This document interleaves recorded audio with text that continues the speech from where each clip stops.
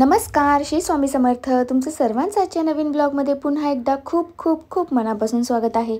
तर कसे आहात तुम्ही सर्वजण? आय होप सगळे एकदम छान असतील, मजेत असतील, आनंदात असतील. तर आनंदातच राहा आणि आजचा ब्लॉग जो आहे तो शेवटपर्यंत बघा. तर आजचा ब्लॉगमध्ये जास्त काही नाही, मी गावावरून पुन्हा घरी आलेले आहे आणि आल्यानंतरची जशी गडबड असते प्रत्येक गृहिणीची होते, माहेराहून येऊ दे किंवा गावावरून कुठूनही आल्यानंतर जी काही कामं आपल्याला जास्तीची कामं जी आपल्याला करावी लागतात, तर त्या संबंधितच हा व्लॉग आहे. पण जास्त मोठा नाही बनवला कारण आल्यानंतर असं झालं ना की तब्येतच माझी थोडीशी डाऊन होऊन गेली. म्हणजे वातावरण वगैरे बदलल्यामुळे थोडीशी सर्दी, त्यानंतर बॉडी पेनिंग वगैरे, थोडासा ताप, असं थोडीशी कणकण जाणवू लागली. तर त्यामुळे जास्त काही नाही करू शकले. पण आता काय झालं आहे ना, सवय झाली आहे की थोडा तरी ब्लॉग शूट करायचा आणि तुमच्या सर्वांशी शेअर करायचा. कारण मला माहिती आहे की तुम्ही सगळेजण वाट बघत असतात ब्लॉगची. तर म्हणून तुम्हाला समजतच असेल माझ्या आवाजावरून थोडीशी तब्येत डाऊन आहे. तर आय होप की तुम्ही समजू शकता की थोडासा त्रास होत आहे. पण the show is must go on बोलतात ना, तसं मला थांबायचं नाही आहे. आणि कसं आहे ना, तुमच्याशी इंटरॅक्ट केल्याशिवाय मलाही छान वाटत नाही. आणि जर मी व्लॉग शूट केला नाही आणि थोडासा गॅप झाला व्लॉग शूटमध्ये, तर काहीतरी कमी कमी असल्यासारखं जाणवत राहतं. असं वाटतं की आपल्या आयुष्यातलं काहीतरी पार्ट आपण मिसिंग आहे. म्हणजे सवय झाली आहे आता रोज व्लॉग बनवायची आणि तुमच्याशी शेअर करायची. तर म्हटलं ठीक आहे, तब्येत जरी डाऊन असेल तरी थोडंफार जेवढं जमेल तर तेवढं आपण शूट करूया. त्यानिमित्ताने तुमच्याशी इंटरॅक्ट करण्याचा मला म्हणजे संधी मिळते आणि छान वाटतं तुमच्या सर्वांशी बोलायला. तर तुम्ही सर्वजण इतके प्रेम देतात आणि नवीन सबस्क्रायबर्ससुद्धा मी तुमचं सर्वांचं खूप खूप स्वागत करते, नवीन सबस्क्रायबर्सचं. तर तुम्ही इतकं प्रेम देताय त्याबद्दल खूप खूप खूप धन्यवाद. आणि जे नवीन सबस्क्रायबर्स आहेत त्यांचं तर धन्यवाद करतेच मी, पण प्लीज कमेंट आणि लाईकसुद्धा करत जा. तुमचे काही सजेशन्स असतील तर ते सुद्धा सांगत जा, कारण मला आवडेल तुमची मतं जाणून घ्यायला. त्याचप्रमाणे आम्हाला यूट्यूब एक नोटिफिकेशन पाठवतं की ज्यामध्ये आम्हाला कळतं की किती लोकं आपले व्हिडिओज बघत आहेत. त्याचप्रमाणे सबस्क्राईब केलेली लोकं बघत आहेत की नॉन सबस्क्रायबर्स बघत आहेत. तर आपले जे व्हिडिओ आहेत ते सबस्क्रायबर्स तर बघतातच, पण नॉन सबस्क्रायबर्स जास्त बघत आहेत. तर प्लीज जे नॉन सबस्क्रायबर्स आहेत, तुम्ही रोज व्हिडिओ बघताय, खूप खूप धन्यवाद त्याबद्दल. पण प्लीज सबस्क्राईब करा, कारण तुम्ही जर मला सपोर्ट केला तर मला तुमच्यासाठी नवीन नवीन व्हिडिओ बनवण्यासाठी मोटिवेशन मिळेल. आणि मलाही छान वाटेल, जरा म्हणजे वाटतं की काहीतरी बनवावं आपल्या व्ह्यूवर्ससाठी आणि सबस्क्रायबर्ससाठी, चांगले चांगले व्हिडिओज बनवावे. तर थोडंसं मोटिवेशन द्या मला आणि माझं चॅनल ग्रो करायलासुद्धा मदत करा. त्यामुळे जर तुम्ही नसेल सबस्क्राईब केलं तर नक्की इथून पुढे बघत असाल तर सबस्क्राईब करा. तर माझी बडबड तर चालूच राहील. तर मला तुमच्याशी शेअर करायचं होतं की मी आल्यानंतर सर्वात आधी घर वगैरे क्लीन करून घेतलं माझं. जसं की आपण नेहमी गावावरून किंवा कुठे बाहेरून 8-10 दिवसाच्या गॅपनंतर आलो की त्यानंतर घरात थोडीशी धूळ वगैरे होते आणि पसारा होतो. तर तेच मी आल्यावर आवरलं, सगळं घर वगैरे आधी क्लीन केलं आणि त्यानंतर मार्केटला जाऊन भाजीपाला घेऊन आले. जास्त नाही, पण थोडाफार भाजीपाला आणला. जास्त भाजीपाला ह्या दिवसात मी आणून ठेवत नाही, कारण आता तसं म्हटलं तर पावसाळा सुरूच झालेला आहे आणि भाज्यांना भरपूर घाण, माती वगैरे लागलेली असते.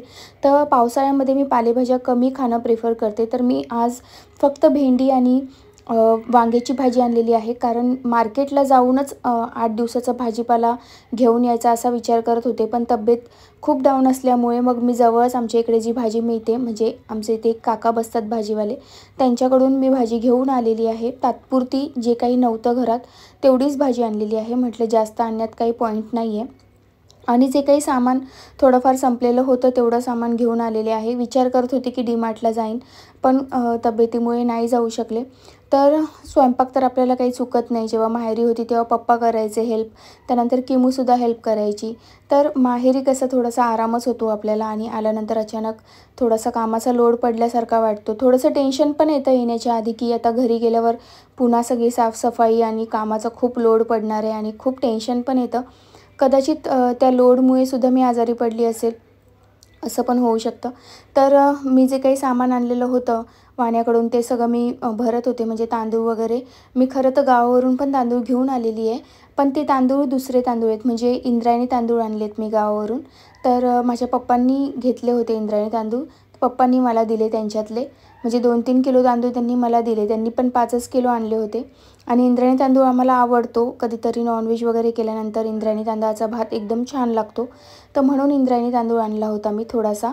आणि त्यानंतर जो आपला रेग्युलर तांदूळ आहे तो सुद्धा मी काल आणून घेतला.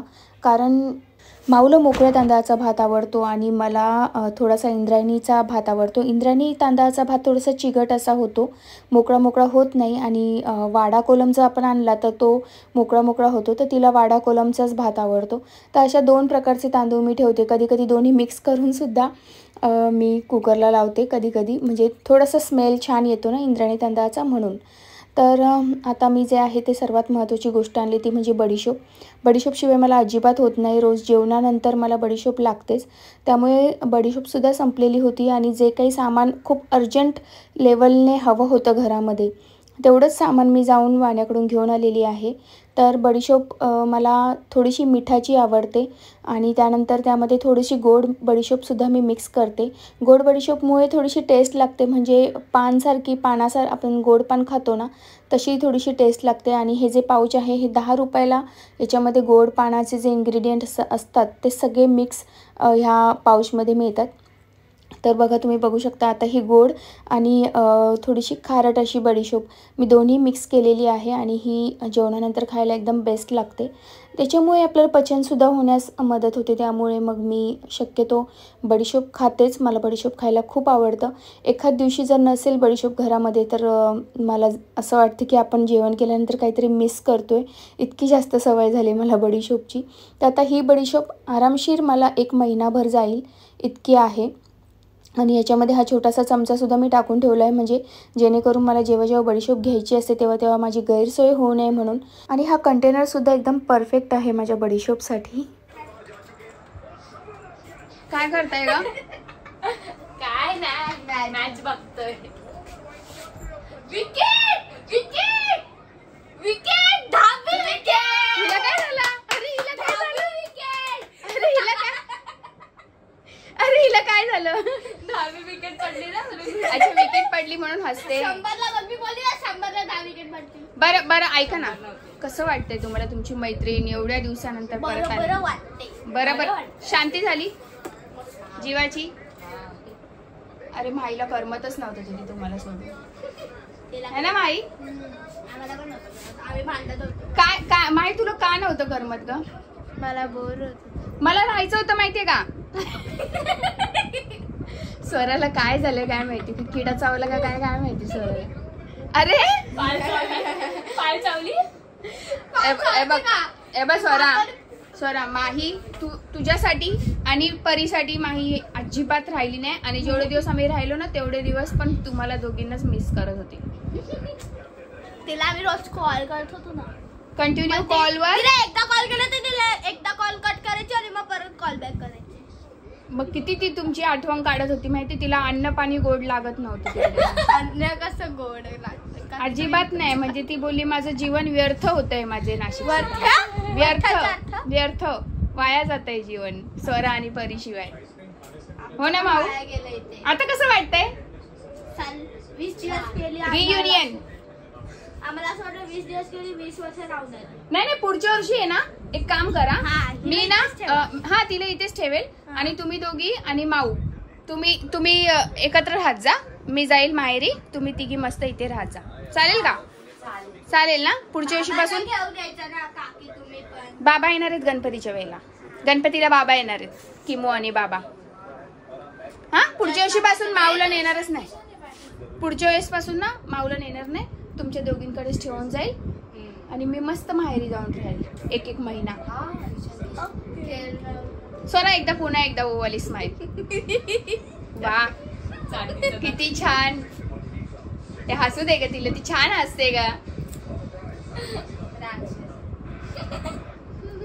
चलो मी जाते, माझी कामं बाकी. बाय. बघा तुम्ही तुमची मॅच. माऊ आणि माऊच्या मैत्रिणींशी थोडासा टाइमपास केल्यानंतर मी पुन्हा स्वयंपाकाकडे वळलेली आहे. भेंडीची भाजी माझी करून झालेली आहे आणि सकाळचा डाळ भात होताच ऑलरेडी, त्यामुळे मला फक्त चपाती करायची होती. आता मी विचार करत होती माझ्यासाठी ज्वारीची भाकरी करेन, पण जसं की मी तुम्हाला सांगितलं खूप तब्येतीमुळे जरा फील बरोबर होत नव्हतं, डाऊन फील होत होतं. म्हणून म्हटलं चला 2-3 चपात्याच करून घेऊया, परत वेगळी भाकरी हे ते करण्यापेक्षा. तर मी लगेच चपाती लाटून घेतली आणि म्हटलं लगेच जेवण करून घेऊया, कारण लवकर जेवण करून मला डॉक्टरकडे सुद्धा जायचं होतं. आमचे जे फॅमिली डॉक्टर आहे ते रात्री 10, 10:15 पर्यंत असतात. तर म्हटलं आधी स्वयंपाक करून माऊला वगैरे जेवायला देते आणि मग त्यानंतर डॉक्टरकडे जाते, कारण लवकर गेले तर त्यांच्याकडे खूप जास्त रश असते, त्यामुळे थोडं उशिरा गेलेलं बरं पडतं. तर खरं तर तसं चपाती करणं माझं फेवरेट काम नाही आहे, मला खूप कंटाळा येतो चपाती करायला. पण माऊला चपातीच आवडते, तिला भाकरी म्हणजे कोणतीच भाकरी आवडत नाही, त्यामुळे शक्यतो मला चपातीच करावी लागते. माझ्या माहेरी अशी पद्धत होती ना, की सकाळी चपाती करायची आणि संध्याकाळी ज्वारीची किंवा बाजरीची भाकरी करायची. तर त्याच्यामुळे आम्हाला अशी सवय लागली होती, की भाकरी किंवा चपाती दोन्ही गोष्टी खाण्याची सवय लागलेली होती. आणि याचा एक फायदा असा होतो, की आपल्याला म्हणजे सर्व प्रकारचं अन्न मिळतं, चौकस आहार आपल्याला मिळतो. म्हणजे एकाच प्रकारचं धान्य आपल्या पोटात न जाता ज्वारी, बाजरी, त्यानंतर गहू असे तिन्ही प्रकारचे धान्य आपल्या पोटात जातात. तर लहानपणी आम्हाला अशी सवय लहानपणापासूनच आमच्या आईने अशी लावली होती, की फक्त चपाती नाही खायची, सर्व प्रकारचे धान्याची भाकरी वगैरे तुम्हाला खायची सवय पाहिजे. पण आजकालच्या मुलांना कसं असतं ना, की त्यांना जे आवडतं तेच ते खातात. माऊ अजिबात भाकरी खात नाही. आता पप्पांकडे गेलो तेव्हा एक वेळेला आम्ही भाकरी म्हणजे संध्याकाळी भाकरीच करायचो, सकाळी चपाती संध्याकाळी भाकरी. पण तिथे सुद्धा ती भाकरी खात नव्हती. तिच्यासाठी मला एक चपाती करायला लागायची किंवा सकाळीच मी तिच्यासाठी एखादी चपाती जास्त लाटून ठेवायची. तर असे काहीतरी आयडिया करावी लागायची. खरं तर खूप प्रयत्न केला तिला समजवायचा, की भाकरी पण खात जा, पण ती ऐकत नाही. तर माझा स्वयंपाक झालेला आहे आणि 9, 9:15 झालेले असतील. मी पटकन जेवण करून घेतलं आणि किचनसुद्धा क्लीन करून घेतलं, कारण मला जायचं होतं डॉक्टरकडे. तर तुम्ही माझा चेहरा बघू शकता, थोडासा डाऊन आहे. तर आजचा ब्लॉग इथेच एंड करते. पुन्हा भेटू अशाच सुंदर व्हिडिओमध्ये. तोपर्यंत श्री स्वामी